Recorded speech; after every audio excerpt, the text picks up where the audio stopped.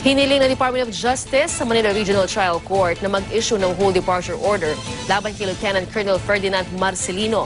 Ang urgent motion na inihain ng mga DOJ prosecutor ay kaugnay sa kinakaharap na reklamo ni Marcelino para sa paglabag sa Comprehensive Drugs Act matapos arestuhin kaugnay sa droga noong Enero noong isang taon. Kasama sa hiling ng DOJ ang Chinese national na si Yan Yishu na hinuli rin kasabay ni Marcelino. Hindi pa nababasahan ng sakdalang dalawa, kaya ayon sa DOJ, posible pa raw silang tumakas. Matatandaang nauna nang ibinasura ang reklamo, pero binuhay ito ng DOJ ng panigan nito ang mosyon ng PNP at Philippine Drug Enforcement Agency na hindi kailangang beyond reasonable doubt ang ebidensya para makasuhan siya. Iginiit din ng PIDEA at PNP na may mga ebidensyang silang nakuha sa Shabu Laboratory kung saan inaresto si Marcelino. So after dismissing the case for insufficiency of evidence, the DOJ suddenly reversed it. What is the relevance of that to what I'm going to reveal to you?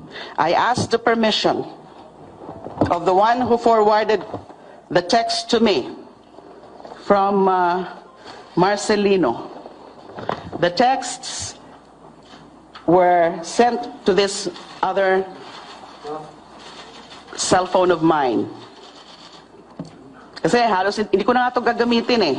Sisirain ko na to. Pinipreserve ko lang yung mga messages for whatever purpose it may serve. Okay. Hindi ibig sabihin, don't take it literally. Alright. Now, basta, I got messages from a common acquaintance. You know, for his protection, I cannot reveal who he is. But I got two messages from my source forwarding. So it's really forwarding. Messages from Lieutenant Colonel Marcelino. The first one was received by our common acquaintance July 19, 2016. The second one, fairly recent, was received September 5, 2016. Messages lang ito na finorward ng aking source from Lieutenant Colonel Marcelino. Ang laman po, ganito.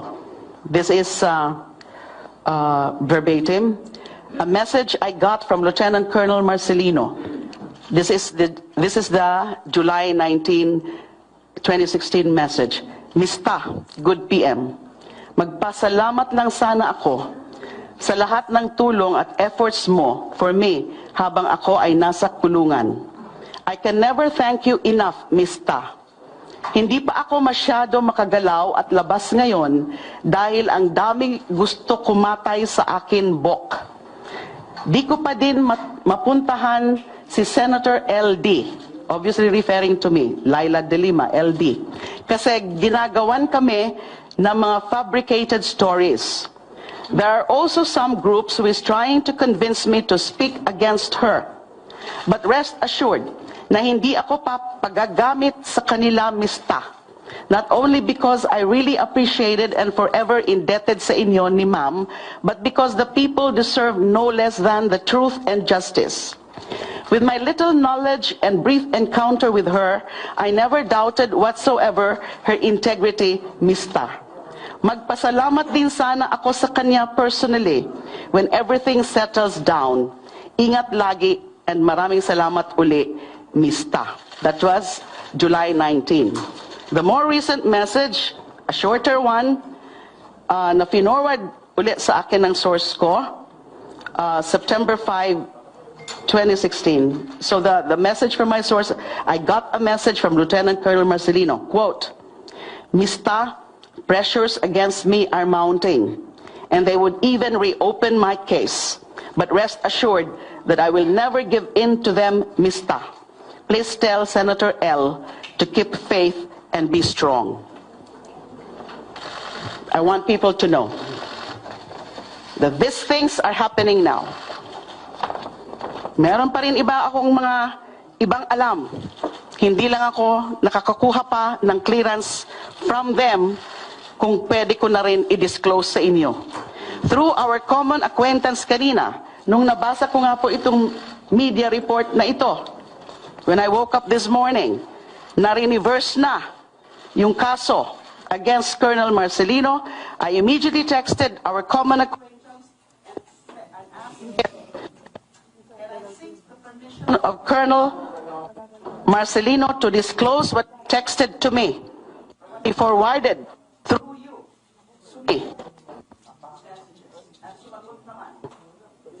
Acquaintance namin na pwede daw. Although out of reach by anyone ngayon siya, apparently because siguro nalaman na niya to, na mag-i-issue na sila ng warrants of arrest, he is secretly, privately communicating with me po. Klaro yun, no? Walang nag-pressure sa kanya para magtestigo laban sa kanino man. Sabi niya, nakahanda siyang magsabi kung ano lamang ang totoo, bawang katotohanan, at kung ano lang nalalaman niya. Kahit saan? Opo, ma'am. Masarap pong lumaban if you're on the side of truth. Yung mga sinasabi po doon na as far as I can remember, yung sinabi kanina na I'm passing through insurmountable pressure or parang building pressure na hindi ko na rin po kasi ma-recall ang buong ang literal or verbatim text namin nung stock ko eh. Pero yun naman po ang ibig kong sabihin noon, ang konteksto noon eh kasi nung mga panahon na yun, nung magtitextan kami, kahit kayo po ang lumagay sa katatayuan ko, dumating po yung time na lumabas yung sinasabi nila na na-dismiss yung resolution namin dahil it's a midnight resolution. Pero hindi naman po talaga kasi under the law naman, supposedly na-dismiss lumabas yung resolution ng prosecutor, 30 days lang eh. Pero yung sa akin po, lumabas ang resolution ko, almost more than 4 months na akong nakakulong. Bago lumabas yun, kaya hindi po talaga yun naman, midnight resolution. Binisita umano ni Senador Laila de Lima si Lieutenant Colonel Ferdinand Marcelino habang nakadetini pa ito. Matatanda ang hinuli si Marcelino habang nagsasagawa ng raid ang pulisya sa isang paggawa ng shabu sa Maynila nitong buwan ng Enero. Inaalam pa ngayon ng PNP kung ano ang naging pakay ng pagbisita ni de Lima kay Marcelino sa kasagsagan ng pangangampanya. May ulat si Waywaya Makalma.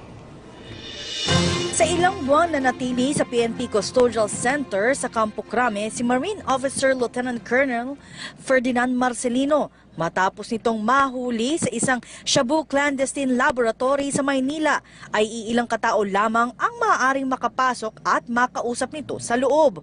Base sa after activity report na mula sa Headquarters Support Service o HSS na may isang kalihim ang bumisita sa kanya. Kaya naman, formal nang sumulat ang PNP Anti-Illegal Drugs Group o AIDG para alamin kung sino ang bumisita sa kanya noong mahal na araw. Ayon sa sulat ay dumalaw si Senator Laila de Lima na nooy kalihim ng Department of Justice araw ng Linggo ng March 27 ngayon taon na nagtagal ng mahigit 1 oras ang kanyang pagbisita kay Marcelino. Aprobado ni dating PNP Chief Ricardo Marquez ang pagbisita ni de Lima at natanggap ng HSS ang go signal matapos mag-text ang aide ni Marquez. Ayon kay PNP spokesperson, Police Senior Superintendent Jonard Carlos, na ang bawat detainee ay maaaring makapagbigay ng pangalan kung sino ang maaaring bumisita sa kanya at ito ay depende sa batas. Ngunit kung ang isang tao ay wala sa listahan ay maaaring sumulat at humingi ng pahintulot mula sa kasalukuyang PNP Chief. Kaya naman, ito ngayon ang sentro ng investigasyon ng AIDG kung ano ang naging layunin ng pagbisita ni de Lima at kung may kinalaman din ito sa illegal na droga. Lalo't may matibay na ebidensya ang AIDG ngayon laban kay Marcelino. Partikular na ang cellphone conversation nito sa isang kilalang drug lord na maaaring makapagbigay diin sa opisyal at sa Chinese national na si Yan Yishu o alias Randy. Bagamat hindi pa direktang masasabi ngayon ni Ferro na may kinalaman sa illegal na droga ang pagbisita ni de Lima kay Marcelino. Marami pong katanungan akong titingnan kasi bakit siya nandoon, anong ginagawa niya doon, ano po yung mga dapat nating alamin kasi for you ay member of the Armed Forces of the Philippines and ikaw po ay hindi na-assign sa PIDEA, hindi ko masasabi yung direct correlation. Pero kung siguro may indirect relationship, pwede nating sabihin yun. Pero sa ngayon, dahil unang-una hindi ko kasi panahon yun at hindi ko pa rin alam at yun ay aking pinag-aaralan para maging objective tayo. Mahirap kasing sabihin nila na this is a political issue. And as an investigator, and I will say it again, we will be factual, we will get the details, we will get the necessary evidence to have an objective findings and not to be otherwise. Ayon naman sa tagapagsalita ni Marcelino na si Von Villanueva na walang iligal na gawain ang kanyang kaklase at isa siya sa naging instrumento sa ilang mga accomplishment na ginawa ng NBI noong kalihimban ng DOJ si De Lima. Nitong January 21, nahuli ng mga tao at AIBD si Lieutenant Colonel Marcelino Atrandi sa Santa Cruz, Maynila sa loob ng Shabu Clandestine Laboratory at nakuhanan ng mahigit 76 na kilo ng shabu at ito ay nagkakahalaga ng mahigit 380 million pesos. Isiniwala ni Senator Leila de Lima na kabilang si Lieutenant Colonel Ferdinand Marcelino sa mga pumipilit na tumistigo laban sa kanya hinggil sa pagdinig ng lower house sa bentahan ng droga sa New Bilibid prisons. Ito ang balita ni Joyce Balancho. Nanindigan si Senator Leila de Lima na pinipilit, tinatakot o tinatorture umano ang ilan sa mga iniharap na testigo laban sa kanya sa pagdinig ng House Committee on Justice nitong mga nakaraang araw. I know of a validated case na ganun. Linabas ng SAF, dinala sa ISAF. I won't tell you kung kailan to nangyari kasi baka matukoy nila kung sino yan. Kawawa naman. And then nung binalik, talagang signs of wala namang physical torture but signs of psychological torture. Kabilang anya si Lieutenant Colonel Ferdinand Marcelino sa mga tinatarget umano ng kanyang mga kaaway upang lumantad sa publiko at idawit siya sa operasyon ng droga sa loob ng mga kulungan. I have no reason to doubt what was forwarded to me from Colonel Marcelino na iniipit siya para ituro whatever it is na ang ituturo nila sa akin. As I've said, there are several other instances, personalities na ginaganon nila. Isang text message rin anya ang natanggap ng senadora patungkol naman kay PNP Deputy Chief for Operations Director General Ferdinand Magalong na umunay nagsabi na naniniwala rin siyang inosente si De Lima. According to my source, General Magalong told him he doesn't believe Senator De Lima is involved in drug protection or has received bribe. Punto per punto naman sinagot ni De Lima ang ilan sa mga alegasyon laban sa kanya na lumabas mula sa House Inquiry. Kabilang na nga ang umanay questionableng raid nila sa maximum compound ng Bilibid noong 2014. Ayon sa senadora, hindi magkasundo noon sina dating Bureau of Corrections Director Franklin Bucayo at si PNP General Ferdinand Magalong kaya't hindi naisama ang grupo ni Magalong noon sa raid. Dagdag pa niya, ang DOJ at NBI ang may jurisdiksyon sa Bucor kaya't ito ang namuno sa raid, habang tumayong support group na lang ang NCRPO, SAF at iba pang units. Dynamics, yun ang impression ko kina General Bucayo. May issues sila related to the personality of General Magalong, and then apparently may dynamics, and therefore PNP was still part, wag lang yung grupo ni General Magalong. Let General Bucayo, let Villasanta respond to that. Handa naman si De Lima kung sakaling tetestigo na rin laban sa kanya ang inmate na si JB Sebastian, pero paliwanag ng senadora, tipster lang nila ito noon sa Bilibid at hindi siya tumanggap ng pera mula dito para sa kanyang kampanya.